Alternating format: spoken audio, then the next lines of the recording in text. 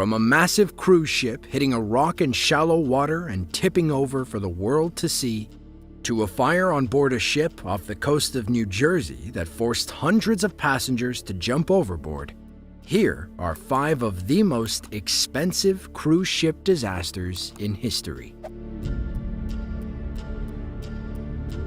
Carnival Splendor is a cruise ship run by the Carnival Cruise Line. On November 8, 2010, it ran into some serious problems. On the second day of a cruise from Long Beach to the Mexican Riviera, there was a catastrophic failure. One of the diesel generators started a fire in the engine room, which is really not the ideal place to have a fire. The fire soon spread to the electrical cables, and the entire ship lost power. In the olden days, when ships still needed sails, not having electricity wasn't an issue. But for modern cruise ships, it's kind of a big problem. The fire was soon put out and nobody was injured, but the damage had been done. The ship, which had 4,500 people on it, was just stuck in the water without electricity. There was no way to restore power to the engines, so the ship had to be towed by a tugboat back to California. Since there was also no power for air conditioning or refrigeration, the passengers of this ill-fated cruise had to be fed some other way. The Navy landed helicopters on the ship and handed out rations. I think the military getting involved is a sign that your cruise is not doing so great. All passengers had to be refunded for ticket and travel expenses. And they also got a voucher for a free cruise. I wonder how many of them actually took it, considering how well their last cruise went. The whole incident was rumored to have cost Carnival $100 million. But fires are not the only potential danger for cruise ships. On January 13, 2012, the Italian cruise ship Costa Concordia learned that there are far more expensive ways to damage your boat out on the ocean. During a planned 7-day cruise, the captain decided to take the ship a bit off course to sail closer to the island of Giglio. This turned out to be a fatal mistake. The ship ended up hitting an underwater rock that caused it to capsize and partially sink right off the coast. There was an intensive 6-hour rescue that brought nearly everyone ashore. But 33 people did end up dying in this tragic incident. So how does such a catastrophic failure happen, despite all the technology that ships have now?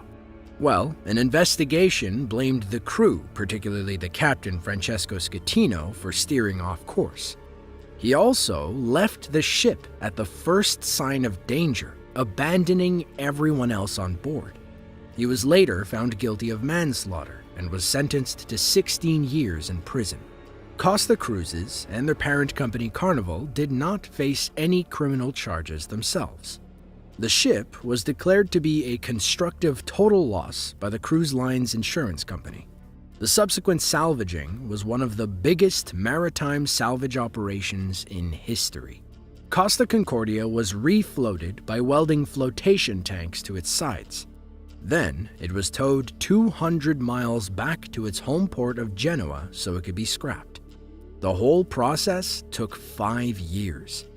The total cost of the deadly disaster, including compensation for the victims, refloating, towing, salvaging, and scrapping, is estimated to have cost approximately $2 billion. Carnival Sunrise, formerly known as Carnival Triumph, has had some less than triumphant moments in its history. In 2013, the cruise ship had a fire in the aft engine room. It was put out automatically by the fire extinguisher system, and nobody was injured. But, just like with the Splendor a few years prior, all power was lost. To make things even worse, raw sewage began to back up on the passenger deck areas. Not only did this smell incredibly bad, but it was a pretty big health hazard. It also caused the media to name this whole event the Poop Cruise. It's things like this that make you question the saying, "no such thing as bad press." Tugboats were originally going to tow the ship to the Mexican port of Progreso, but ocean currents carried Carnival Sunrise so far north that she ended up docking in Alabama instead. After this, Carnival realized that they had an engine fire problem that they needed to fix. They announced a huge, sweeping, fleet-wide review of all of their ships. They put in backup generators on every ship, something which maybe should have already been there. A huge string of voyages had to be cancelled while they did this. And this wasn't even the end of the ship's problems. While it was docked in Alabama getting repaired, unusually strong winds caused it to break free from her moorings and hit another ship. It collided with the United States Army Corps of Engineers vessel Dredge Wheeler. This created a 20-foot gash on the stern. The wind also caused a guard shack on the dock to collapse. One of the people inside the guard shack sadly lost their life in this incident, while the other was able to be rescued. All of this and more caused the repairs of the ship to be delayed even further. In the end, the entire disaster cost Carnival $80 million.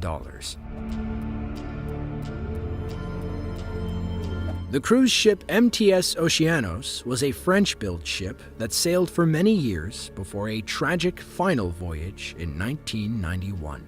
The captain, Yanis Avranas, had been a seaman for 30 years, which seems like it would be a good sign. With a real veteran at the helm, how bad could things really get? Well, Oceanos ran into a serious storm. It created such bad conditions on board that waiters couldn't even carry food to people's tables. As the night progressed, the storm got worse. A series of freak waves slammed into the ship, and the Oceanos began to take on water. Soon after that, they lost power, and the engine room was quickly flooded. Oceanos ended up adrift and at the mercy of the ocean. No alarm or announcement of any kind had been made to the passengers up to this point. Eventually, some of them started to wonder what was going on, so they went up to the bridge. There, they found absolutely nobody, which could not have been a fun realization. One of the entertainers on board used the radio to broadcast a distress call until someone answered. Rescue helicopters and lifeboats were sent, and everyone was rescued. Interestingly enough, there is an entire website dedicated solely to this event called oceanossinking.com. It was created by Moss Hills, one of the entertainers who helped lead the rescue effort. It is unknown why he maintains this website, which includes various details and first-hand accounts of the sinking. The SS Morro Castle was a luxurious ocean liner built in 1930. The ship was known for its popularity, even during the Great Depression. On the night of September 5, 1934, things took a turn for the worse when the ship caught fire and ran aground while traveling from Cuba to New York. 137 passengers and crew members died in this tragedy. The day before the disaster, the captain suddenly and unexpectedly died for unrelated reasons. It seems as though the ship was cursed from this point on. Around 2:50 a.m., a fire was detected in the storage locker. The fire quickly spread and engulfed the entire ship. For whatever reason, rescue from the Coast Guard was slow to arrive. Passengers and crew members soon found themselves in a situation where the deck was almost too hot to stand on, and the smoke made breathing difficult. They either had to brave those conditions or jump overboard. The issue with that was the water was incredibly choppy, and swimming was near impossible. Of the 12 lifeboats on board the ship, only 6 were launched. It is unknown why the others were not used, as there was enough room for everybody to use them. Eventually, rescue boats did arrive, and they managed to save the majority of people on board. The burnt-out shell of the SS Morro Castle eventually ran aground off Asbury Park, New Jersey. Despite a lengthy investigation into the cause of the fire, one was never determined.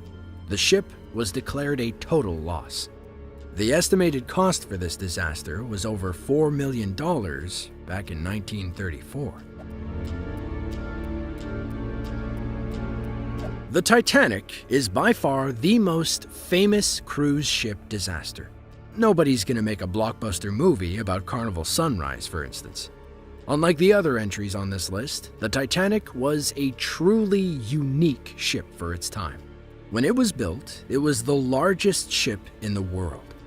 It required 600 tons of coal per day to operate. It took 176 people just to shovel the coal to keep the thing moving. On April 15, 1912, it struck an iceberg and began to sink, slowly taking on water for over 2 hours before finally disappearing into the ocean below. The majority of those on board died, either as a direct result of the sinking or from the freezing temperatures of the ocean water. Ironically, there was a lifeboat emergency drill scheduled to happen on board the Titanic on the exact same day that it ended up hitting the iceberg. It still isn't known why the captain ended up canceling the drill. It's thought that if the drill had actually taken place, more people would have survived. Through these disasters, we have learned better ways to build ships and what to do to avoid making the same mistake twice. Hopefully, there won't be any more major disasters at sea in our lifetime. If you enjoyed this video and want to see more just like it, be sure to click the link on screen now. With that, thanks for watching, and we'll see you in the next one.